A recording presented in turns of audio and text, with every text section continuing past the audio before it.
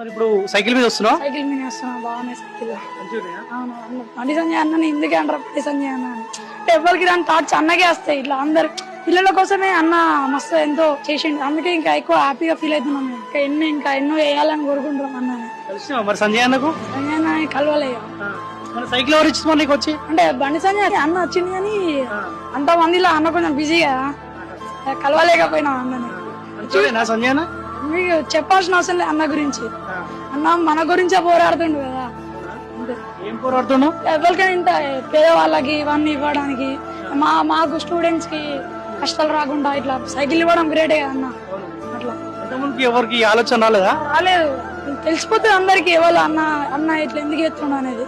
పిల్లలు కష్టపడకుండా నడవకుండా, ఇప్పుడు మళ్ళీ రైనీ సీజన్ కదా అన్న, ఇట్లా నడవడానికి కష్టం అవుతుంది, బ్యాగ్ ఎక్కువ వెయిట్ ఉంటుంది, 10th క్లాస్ కదా.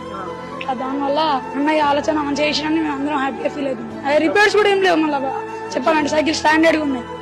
అట్లా ఇప్పుడు 45 మినిట్స్ బ్యాగ్ వేసుకుని నడవాల్సింది, పోయేటప్పుడు వచ్చేటప్పుడు. పెయిన్ వస్తుండేనా? మళ్ళీ ఇప్పుడు రెయిన్ సీజన్ కదా, ఇప్పుడు వచ్చేటప్పుడు ఇంకా ఎక్కువ. మళ్ళీ పెద్ద రోడ్ కదా అన్న, వచ్చేటప్పుడు ఏమన్నా ప్రమాదం జరగచ్చు.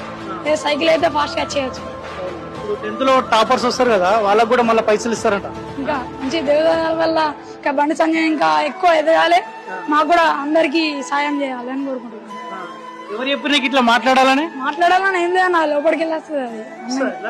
మీ మమ్మీ డాడీ వాళ్ళు ఏమంటారు? హ్యాపీగా ఫీల్ అవుతారు ఎవరైనా.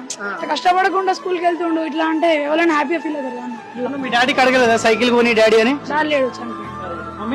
Mummy house wife. మమ్మీ కూడా ఇప్పుడు హ్యాపీగా ఫీల్ హ్యాపీ. మరి ఇప్పుడు డాడీ లేనందుకు మంచి చదువుకోవాలి మరి. ఓకే ఓకేనా? మమ్మీకి ధైర్యం చెప్పాలి, నువ్వు ధైర్యంగా ఉండాలి. ఓకేనా? ఓకే అన్న, థ్యాంక్ యూ.